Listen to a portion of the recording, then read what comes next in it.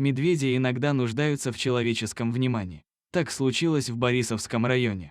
Маленькая медведица вышла из леса на участок фермера и сразу залезла на руки человеку, прося о помощи. Фермером оказался Николай Терлецкий, бывший ювелир. В молодости он был востребованным золотых дел мастером и жил в Польше. Но в 2003 году решил кардинально поменять свою жизнь.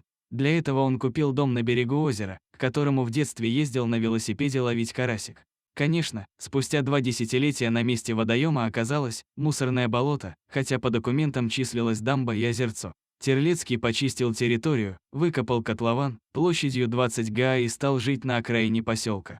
Из-за наличия родников, водоемов близ фермы, здесь часто прогуливались дикие животные. Кто-то приходил сюда на водопой, кто-то просить помощи у людей. Однажды в деревню вышел олененок. Его Николай спас, выкормил и передал в заповедник. После него на ферме жили кабаны, среди свиней.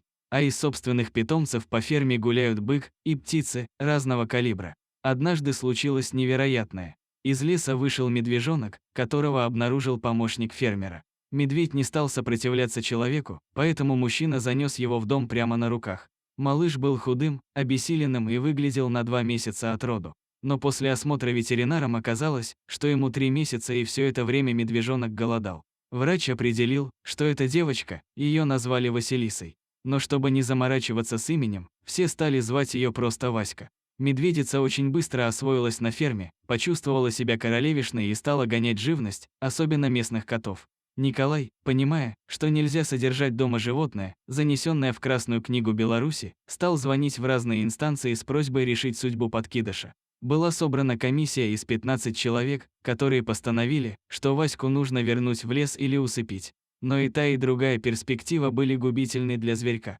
Тогда фермер обзвонил все цирки и зоопарки, где ему сказали, что медведицу нужно еще подрастить. В итоге мужчина получил акт на содержание дикого животного и принялся воспитывать ребенка, следуя четким требованиям друга, ветеринара и местного дрессировщика. Николай понимал, что согласился на жизнь с диким зверем, но был готов к покусываниям, царапкам и остальным детским шалостям. Васька крепла, росла.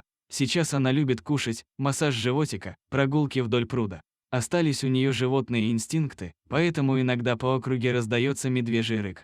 Фермер планирует построить вольер для дальнейшего проживания соседки на территории фермы, потому что понимает, что ей не выжить в лесу. И он уже не готов отдавать ее в цирк или зоопарк. Это не единственный случай, когда медвежата выходят из леса и остаются рядом со спасителями. Однажды медвежонок вышел на взлетку аэродрома Орешково, где и остался жить среди пилотов и инженеров в вольере. Как бы вы отреагировали, если к вашему дому вышел медвежонок? Поспешили бы сдать в спецучреждение или попытались воспитать? Напишите в комментариях.